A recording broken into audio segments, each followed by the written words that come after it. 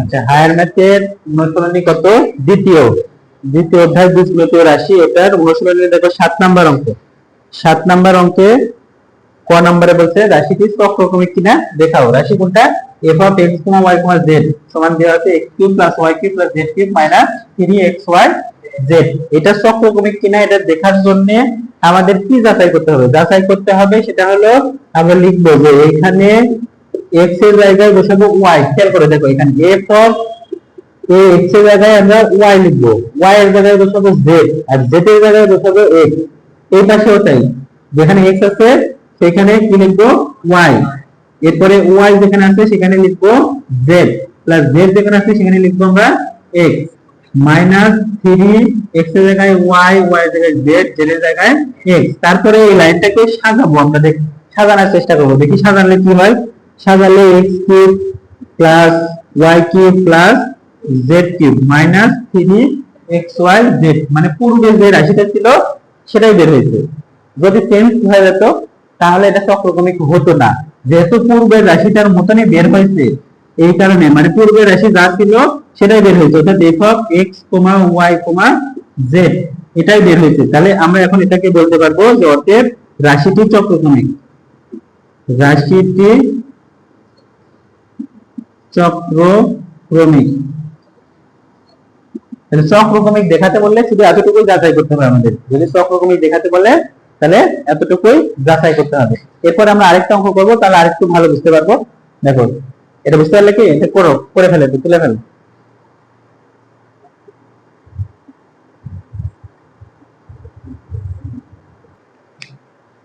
আচ্ছা দেখো 7 খ নাম্বারে আমাদের বলছে এই রাশিটার উৎপাদক বিশ্লেষণ করা যাবে। তো উৎপাদক বিশ্লেষণ করার জন্য আমরা প্রথমে যে কাজটা করবো সেটা হচ্ছে, এখানে দেখো 3টা কিউব আছে। কয়টা কিউব আছে? এই 3টা কিউবকে 2টা কিউব বানানোর জন্য প্রথম দুইটার আমরা এই মান নির্ণয়ের যে সূত্রটা আছে এই সূত্রটা লিখবো। মানে x কিউব প্লাস y কিউবের সূত্র হবে x plus y whole cube minus 3xy into x plus কত y, প্লাস কত আছে এখানে z কিউব আছে, এটা থাকলো মাইনাস 3xy z। এখানে কি করলাম আসলে জানো? এখানে 3টা কিউব ছিল, তার একটা আরেকটা 2টা কিউব বানালাম, কারণ 2টা কিউব হলে তখন আমরা উৎপাদকের সূত্রটা ইউজ করতে পারবো, উৎপাদকের সূত্রটা ব্যবহার করতে পারবো। তাহলে x plus y whole cube plus এই যে z কিউব, এটা আগে এটা পরে লিখতেছি আমরা, minus 3xy into x plus কত y মাইনাস 3xy z। এখন দেখো এখানে a cube plus b cube, a cube plus b কিউবের উৎপাদকের সূত্রটা কি? a কিউব প্লাস b কিউবের a cube plus b cube, এটার উৎপাদকের সূত্র a plus b into a square minus ab plus কত b স্কয়ার। এই সূত্রটা আমরা দিব এখানে। তাহলে a প্লাস b মানে এটা হবে এটা, মানে x প্লাস y প্লাস কি হবে z, a প্লাস b হলো। এরপরে ইনটু a স্কয়ার মানে x প্লাস y এর উপরে স্কয়ার, তারপরে কি হবে মাইনাস, তাহলে x প্লাস y ইনটু কি হবে z প্লাস z এর উপরে স্কয়ার। বুঝতে পারছো এই সূত্রটা? বাকি এখানে যে দুটো পদ আছে এদের কি কমন যাবে বলো তো? বাকি কি কমন যাবে? এখান থেকে মাইনাস 3xy কমন যাবে, মাইনাস চিহ্ন সহকারে কমন নিতে হয়, মাইনাস 3xy কমন নিলে x প্লাস y প্লাস কি হবে z প্লাস হয়ে যাবে। এখানে দেখো x প্লাস y আর এখানে থাকে প্লাস z, মাইনাস কমন নিতে তাই কি হয়ে গেল প্লাস z হয়ে গেল। আচ্ছা দেখো তো এই যে এখানে খেয়াল করো, দেখো এই যে a একটা পুরো অংশ আর y একটা অংশ, এই দুটো অংশ, এই দুটো অংশ থেকে কি কমন যাবে? এই দুটো অংশ থেকে x plus y plus z এখানে আছে, ওখানেও x plus y plus z আছে, x প্লাস y প্লাস কত z, এটা কমন নিয়ে নিলাম। তাহলে বাকি a অংশ আর a অংশটা একসাথে লেখা লাগবে। এখন একসাথে লিখবো আমরা কিভাবে? এই যে এটাকে আগে সূত্র বানাই দিব। সূত্র বানালে কি হবে? এখানে x square plus 2xy plus কত y স্কয়ার, আর এখানে মাইনাস দিয়ে গুণ করলে পুরো মাইনাস হবে, minus zx minus y z plus এখানে z এর উপরে স্কয়ার, আর এখানে মাইনাস 3xy। বুঝতে পারছো এটা? আচ্ছা তাহলে এখানে কি হলো? এটা x প্লাস y প্লাস কত z এটা হবে, আর এখানে একসাথে সাজায় লাগো তো বাইরে দেখো তো সূত্রে রাখা হয় x square plus y square plus z square, এবার 3xy আর কি আছে 2xy, তাহলে কি হবে মাইনাস xy, তারপরে মাইনাস yz মাইনাস zx বুঝতে পারলে কি এটা?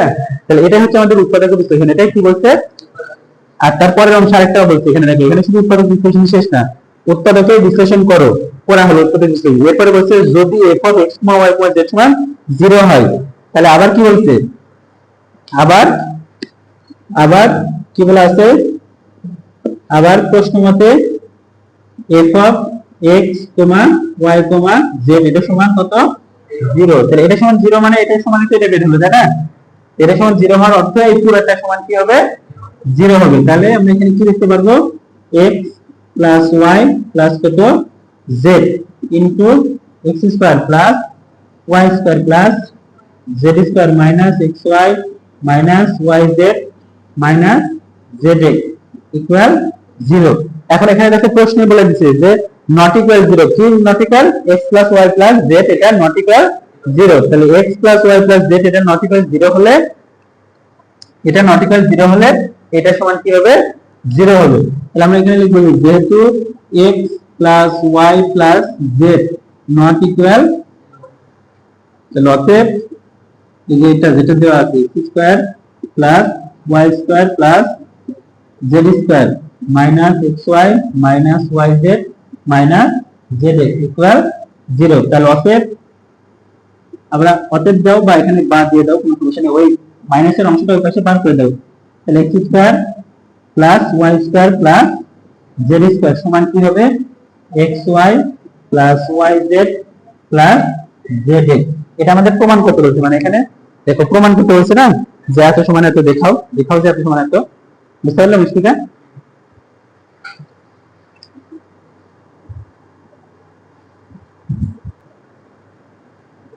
আচ্ছা দেখো গ নাম্বারে কি দেওয়া আছে, গ নাম্বারে x y z, x এর মান দেওয়া আছে, y এর মান দেওয়া আছে, z এর মান দেওয়া আছে 7 এর গ। আর দেওয়া আছে আমাদের f of x y z সমান x cube plus y cube plus z cube minus 3x y z। এটার অনুসিদ্ধান্তের সূত্র লেখা হলো এটা। এখন এইখানে আমরা x y z গুলার মান বসাই দিব, x y z এর মান বসাবো। তাহলে a 1/2 এটা আছে থাকলো, x এর মান হলো b plus c minus a, তোমরা নিজে নিজে বসাও, বসানোর পরে আমাদের সাথে মিল করে দেখো। তারপরে প্লাস y, y এর মান দেওয়া আছে c plus a minus b plus z এর মান দেওয়া আছে a plus b minus c।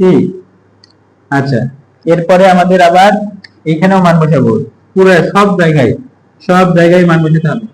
x এর মান b plus c minus a minus y এর মান যখন বসাবে, মাইনাসের পরে মান বসালে কি চিহ্ন চেঞ্জ হয়ে যাবে, মাইনাসের পরে এই যে মাইনাস, এরপরে y এর মান বসালে y এর চিহ্নগুলো চেঞ্জ হয়ে যাবে। তাহলে minus c minus a plus b whole square, এরপরে plus y minus z, y এর মান হলো c plus a minus b minus z এর মানের চিহ্ন চেঞ্জ হয়ে যাবে whole square plus z minus x, z এর মান a plus b minus c minus x minus b minus c plus a। আচ্ছা তাহলে এখন এখানে কাটাকাটি করা যায়, কে কে থাকে দেখো, এই যে মাইনাস c এর সাথে প্লাস c কাটা, মাইনাস b প্লাস b কাটা, প্লাস a আর এই যে এখানে মাইনাস a কাটা যাবে। তাহলে থাকবে কি 1/2 a plus b plus c থাকে শুধুমাত্র। এখানে কি থাকে, এখানে থাকে দেখো এই যে মাইনাস c প্লাস c কাটা, তাহলে b আর b হবে 2b minus 2a whole square plus এখান থেকে কাটা যাবে a আর a, তাহলে হবে 2c minus 2b whole square plus এখানে কাটা যাবে এই b আর এই b, তাহলে কাটলে কি হবে 2a মাইনাস 2c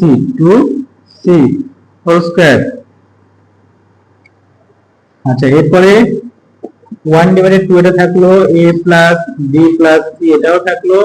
এইখান থেকে দেখো, এখানে একটা থার্ড ব্র্যাকেট দিলাম আমরা, হ্যাঁ থার্ড ব্র্যাকেট এখান থেকে দেখো এই দূরের থেকে -2 কমন নিব, 2 কমন নেব, -2 কমন নেব, তাহলে -2 কমন নিলে কি হবে a মাইনাস b হয়ে যাবে। এটা বুঝলাম, মুশফিকা দেখো তো, এর থেকে -2 কমন নেওয়ার কারণে 2 কমন নিলে তো b - a, আর মাইনাস কমন নেওয়ার কারণে হয়ে গেল a - b, আর এই পুরোটার উপরে স্কয়ার আছে না, তাই আমরা এখানে এই সেকেন্ড ব্র্যাকেট দিয়ে দিলাম স্কয়ার।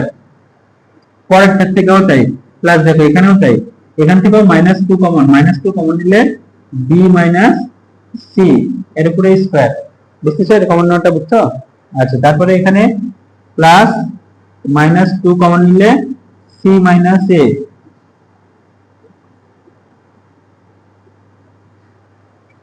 তাহলে এখানে হয়ে যাবে সব 4, এখানে 1/2 আছে থাকলো, a plus b plus c এর আছে থাকলো, এখানে এখন আমরা সেকেন্ড ব্র্যাকেট দিব আবার, তাহলে এটা পাবো 4a minus b whole square plus 4b minus c whole square plus 4c minus a whole square. তাহলে বাইরে দেখো এখানে সবগুলো থেকে 4 কমন যাবে না, তাহলে সবগুলো থেকে 4 কমন নিলে 4টা সামনে থাকবে, 4টা সামনে লিখবো, আর এখানে 1/2 আছে এটাও থাকলো, a plus b plus c এটাও থাকলো, এখানে থাকবে a minus b whole square plus b minus c whole square plus c minus a whole square. তাহলে এখানে দেখো ভাই যেটা একটু খেয়াল করে দিতে দাও, এইটা সমান আমরা কি লিখতে পারবো, এটা একটা সূত্র রাখার হয়ে গেছে না মুশফিকা? দেখো এই যে এই অংশটা এই হাফ সহকারে, মানে 4 বাদ দিয়ে হাফ সহকারে, এটা সূত্র, কিসের সূত্র এটা? এই হাফ সহকারে এটা সূত্র, 4 এর 4 আকারে থাকলো, এই হাফ সহকারে এটা সূত্র হলো a cube plus b cube plus c cube minus 3ab c, এটা সূত্র, মানে এটা সমান উপরের লাইন লেখা যায়, তাহলে উপরের লাইন সমান আমরা এটা লিখতে পারলাম। এখন এখানে 4 আছে থাকলো, এখানে একটু খেয়াল করো, আবার দেখো f of x y z সমান যদি এটা হয়, তাহলে এইটা সমান হবে f অফ abc।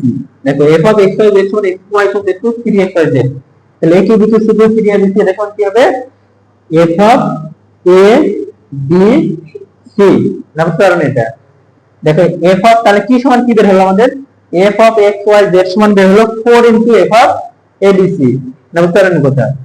তাহলে আবার এখানে দেখো সাইডে লিখতেছি, তোমরা নিচে লিখবে, নিচে লিখলাম, এখানে বোঝার জন্য দেখো সাইডে লিখতেছি, আমরা কি সমান বের করতে পেলাম, এই দেখো বাইরে এই লাইনটা, লাস্ট লাইনটা আরেকবার তোমাকে দেখো x y z, এইটা সমান আমরা পেলাম, এটা সমান একবার দেখো প্রথম লাইনে কি এটা ছিল না, এটা সমান লাস্ট লাইনে কি বের হলো 4 f of a b c।